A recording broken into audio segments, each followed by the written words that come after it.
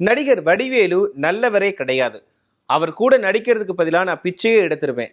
அவர் கூட என்ன ஆனாலும் சரி நான் நடிக்கவே மாட்டேன் அப்படின்னு சொன்னவங்க தான் நடிகை சோனா. இப்போ அவங்க நடிகர் வடிவேலு அவர்கள் பத்தி பேசின ஒரு விஷயம் ரொம்பவே வைரலா போய்கிட்டு இருக்கு. சமூக வலைதளங்களை பொறுத்த வரைக்கும் ஒரு சில விஷயங்கள் மறக்கவே முடியாத விஷயங்களா மாறிடும். சில வதந்திகளா இருக்கட்டும், சர்ச்சைகளா இருக்கட்டும், அது கொஞ்ச நாளைக்கு ரொம்பவே பரபரப்பா பேசப்படும். அதுக்கப்புறமா மறைஞ்சிடும். ஆனா இன்னும் பார்த்தீங்க அப்படின்னா, ஒரு சில சர்ச்சைகள் அப்படி கிடையாது. எப்பவுமே அது ஓகே இவங்க மேல இந்த ஒரு குற்றச்சாட்டு இருக்கு அப்படிங்கிறத பெரிய அளவுல மனசுல வச்சுக்கக்கூடிய விஷயமா இருக்கும். ஸோ அந்த ஒரு விஷயம் தான் நடிகை சோனா நடிகர் வடிவேலுவ பத்தி ஒரு சொன்ன விஷயங்கள் ரொம்பவே எல்லாரையும் யோசிக்க வச்சது. எதுக்காக இவங்க இப்படி சொல்றாங்க? உண்மையாவே நடிகர் வடிவேலு அவர்கள் கெட்டவரா? எதுக்கு இப்படி சொல்லணும்? அதாவது ஒரு நடிகை தேவையில்லாம எதுக்கு ஒரு நடிகர பத்தி குறை சொல்லணும்? அப்படின்ற மாதிரிலாம் பேச்சுக்கள் இருந்துச்சு. அதுக்கு முக்கியமான காரணம் நடிகர் வடிவேலு அவங்கள எல்லாருமே திரையில பார்த்த வரைக்கும் அவர் ஒரு ஃபன்னான கேரக்டர், ஒரு ஜாலியான கேரக்டர், குழந்தைகளுக்கான ஒரு முகம் அப்படின்னு தான் எல்லாருமே ரசிச்சு பார்த்திருப்பாங்க. அவருடைய பாடி லாங்குவேஜா இருக்கட்டும், அதுக்கப்புறமா அவருடைய நடிப்பா இருக்கட்டும், எக்ஸ்பிரஷனா இருக்கட்டும், டயலாக் டெலிவரியா இருக்கட்டும், இது எல்லாமே கண்டிப்பா சிரிக்க வைக்கும். குழந்தைங்கள்ல இருந்து பெரியவங்க வரைக்குமே அவருடைய ஃபேஸை பார்த்தாலே சிரிப்பு வந்துடும். அந்த அளவுக்கு காமெடி அரக்கன்னு கூட சொல்லலாம். அவரை பத்தி நிறைய நடிகர்கள் நடிகைகள் குறை சொல்றது வழக்கமா தான் இருக்குது. குறிப்பா அவர் கூட நடிச்ச, அதாவது காமெடியில நடிச்ச சக நடிகர்கள், அவருக்கு கீழே நடிச்ச நடிகர்கள் நடிகைகள் எல்லாருமே வடிவேல் சார் எங்களை கண்டுக்க மாட்டாரு, சம்பள விவகாரத்துல ரொம்ப வேற மாதிரி ட்ரீட் பண்ணுவாரு எங்களை. ஏன்னா ஒரு சில படங்கள்ல நாங்க வாய்ப்பு கேட்டா கூட தரமாட்டாரு, ஒரு இடத்துல பயன்படுத்திக்கிட்டாருன்னா அதுக்கப்புறமா எங்களை கண்டுக்கவே மாட்டாரு, அது மட்டும் இல்லாம அவர் நடந்துக்கக்கூடிய விதம் எங்களுக்கு பிடிக்கவே பிடிக்காது அப்படின்ற ஒரு குற்றச்சாட்டுமே அவர் மேல முன் வச்சுட்டு வந்துட்டு இருக்காங்க. இதுல தன்னை வளர்த்து விட்ட கேப்டன் விஜயகாந்த் அவர்களுக்கே இவர் துரோகம் பண்ணிட்டாரு, அவருடைய இறப்புக்கு கூட அவர் போய் பார்க்கல அப்படின்ற ஒரு பெரிய அளவிலான குற்றச்சாட்டு இன்னைக்கு வரைக்குமே இருக்குது. அவர் ஒரு நடிகரா ஓகே, அவருடைய நடிகரா அவரை அடிச்சுக்க முடியாது, மிகப்பெரிய ஜாம்பவன் தான். ஆனா அவருடைய கேரக்டர் வைஸ் பார்க்கும்போது கண்டிப்பா ஒர்த்து கிடையாது. நீங்க நினைக்கிற மாதிரி கிடையாது. நீங்க திரையில பார்க்குற வடிவேல் அவர்களுக்கும் நிஜ வடிவேல் அவர்களுக்கும் நிறைய வித்தியாசம் இருக்கு அப்படின்லாம் நிறைய பேர் சொல்லியிருக்காங்க. ஸோ அதுல ஒருத்தவங்க தான் நடிகை சோனா. இவங்க கொஞ்ச நாளைக்கு முன்னாடிலாம் ஒரு பேட்டியில சொல்லியிருந்தாங்க, நான் காரணத்தெல்லாம் சொல்ல மாட்டேன், ஆனா நடிகர் வடிவேலு எனக்கு பிடிக்காது, அவர் கூட நடிக்கிறதுக்கு எனக்கு இப்போ நிறைய வாய்ப்புகள் வந்துச்சு, ஆனா நான் அதெல்லாம் மறுத்துட்டேன். கிட்டத்தட்ட 16 படங்களுக்கு மேல அவர் கூட சேர்ந்து நடிக்கிறதுக்கு எனக்கு வாய்ப்பு வந்துச்சு, எனக்கு அது வேண்டவே வேண்டாம் அப்படின்னு உதறி தள்ளிட்டேன். அவர் அவர் கூட நடிக்கிறது எனக்கு பிடிக்கவும் இல்லை, நான் காரணத்தை சொல்ல மாட்டேன், அவர் நல்லவர் கிடையாது அப்படின்னு சொல்லியிருந்தாங்க. ஸோ இது பெரிய அளவில் விவாதத்தை ஏற்படுத்தி இருந்துச்சு. நடிகை சோனா பொறுத்த வரைக்கும் அவங்க மாடலிங் மூலமா தான் சினிமாவுக்கு வந்தாங்க. கவர்ச்சி காட்சிகள் நிறைய நடிப்பாங்க. அது மட்டும் இல்லாமல் குணச்சித்திர வேடங்களையுமே நடிச்சிருக்காங்க. இவங்களை வடிவேலு அண்ட் சோனா இவங்களை சேர்த்து வச்சு பார்த்தோம் அப்படின்னா குசேலன் படத்தை சொல்லலாம். ஸோ அந்த படத்துல இவங்க 2 பேருமே ஜோடியை நடிச்சிருந்தாங்க, ஹஸ்பண்ட் அண்ட் ஒய்ஃபா நடிச்சிருந்தாங்க.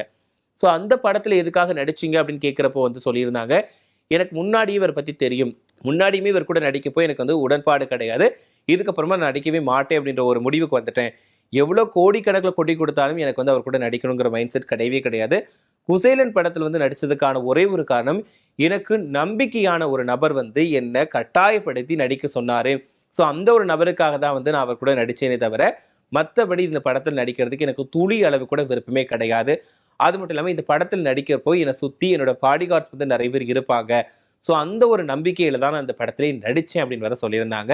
ஸோ இந்த அளவுக்கு நடிகர் வடிவேல் அவர்கள் என்ன பண்ணார் அப்படிங்கிறது எல்லாருடைய கேள்வியா இருக்குது. ஒரு பக்கம் நடிகர் வடிவேல் அவர்கள் சக நடிகர்களுக்கு ஹெல்ப் பண்ண மாட்டாரு அப்படின்ற ஒரு குற்றச்சாட்டுமே பெரிய அளவில் இருக்குது. இன்னொரு பக்கம் இப்படி நடிகைகளுமே குறை சொல்லியிருக்காங்க. இப்படி சோனா மட்டும் தான் கேட்டால் கண்டிப்பா கிடையாது, நிறைய நடிகைகள் அவரை பத்தி குறை சொல்லியிருக்காங்க. இதுல இன்னொரு விஷயம் என்னன்னா, சோனா அவர்கள் ஒரு பேட்டியில இப்போ ரீசெண்டா ஒரு பேட்டி கொடுத்திருந்தாங்க. அதுல என்ன சொல்லியிருந்தாங்கன்னா, நடிகர் வடிவேலு மிகச்சிறந்த நடிகர் அப்படிங்கிறதுல எந்த விதமான சந்தேகமும் கிடையாது, ஆனா அவர் நல்ல மனுஷனே கிடையாது.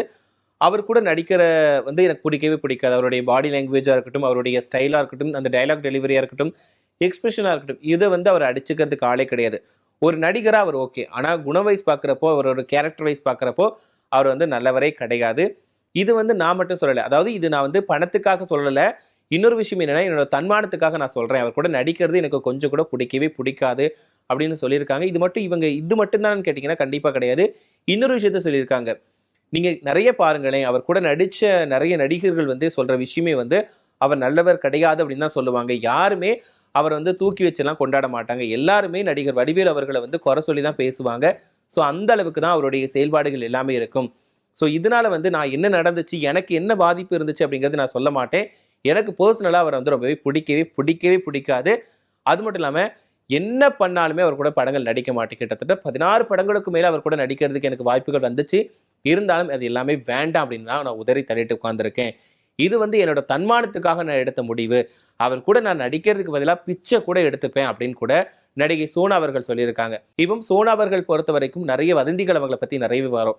ஏன்னா அவங்க வந்து ஒரு மாடலிங், அதுக்கப்புறமா வந்து கவர்ச்சி நடிகை அப்படிங்கிறதுனால அவங்கள சுத்தி நிறைய வதந்திகள் வந்துட்டு இருக்கும். அவங்களுக்கு இன்னைக்கு வரைக்குமே திருமணம் ஆகல. அப்படி ஒரு விஷயத்துல இருக்கும்போது நிறைய நடிகர்கள் அப்புறம் ஒரு சில பேர் கூட சேர்த்து வச்செல்லாம் பேசக்கூடிய சம்பவங்களும் நடந்துகிட்டு தான் இருக்கும். ஸோ அதுக்குமே அவங்க வந்து பொதுவாகவே வெளிப்படையா பேசிடுவாங்க. தன்னை பத்தின வதந்திகள் இருந்தாலுமே அதை பத்தி ஓப்பனா பேசக்கூடியவங்க தான் நடிகை சோனா. ஸோ அவங்க நடிகர் வடிவேலு அவங்கள பத்தி நிறைய இடங்கள்ல பேசியிருக்காங்க, நிறைய பேட்டிகள்ல சொல்லியிருக்காங்க. ஸோ எப்பவுமே அவங்க சொல்லக்கூடிய ஒரே விஷயம், நடிகர் வடிவேலு நல்லவரே கிடையாது. நான் அவர் கூட படங்கள் பண்ணவே மாட்டேன். அதுக்கு பதிலா நான் பிச்சை கூட எடுத்துப்பேன். எனக்கு வந்து என்னோட தன்மானம் தான் முக்கியம் அப்படின்னு சொல்லியிருக்காங்க.